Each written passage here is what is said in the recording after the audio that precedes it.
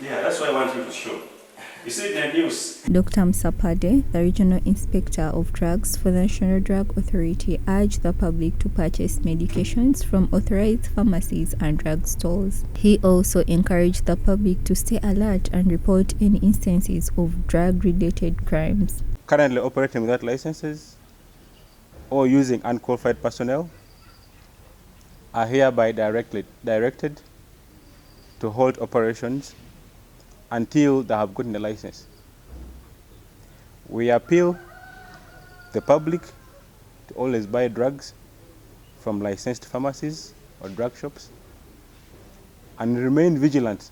Dr. Pade noted that they impounded some drugs because of wrong prescription given to patients. Someone has been peeping each time the drugs are issued by a qualified person, or they went to a pharmacy or a clinic and they wrote for them 2x3 for Panadol.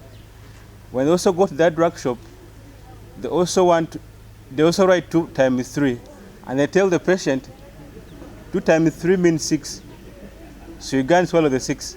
Furthermore, he stated that a number of drug dealers were peddling drugs in substandard quality. We do those drugs for that reason. But also secondly, part of the licensing process requires that we assess where these drugs are kept.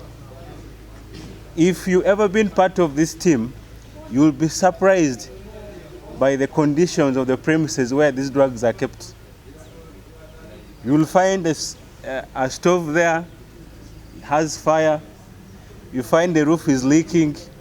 You find children are there playing. Dr. Pade underscored the ongoing challenge posed by the illegal drug outlets and urged the public to work together with the National Drug Authority to address this issue. The problem is quite big.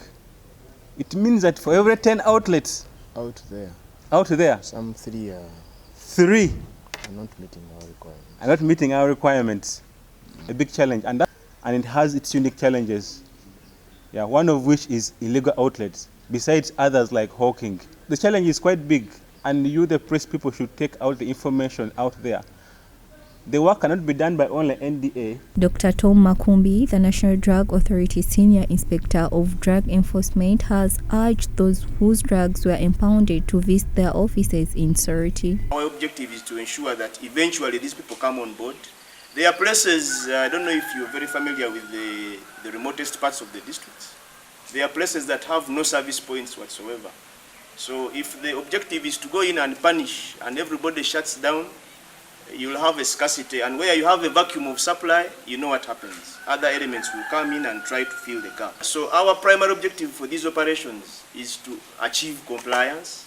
Dr. Makumbi commended the operators of pharmacies and drug stores for refraining from selling expired drugs and those belonging to the government. The sale of drugs without a license infringes upon the National Drug Policy under Section 14, subsection 3.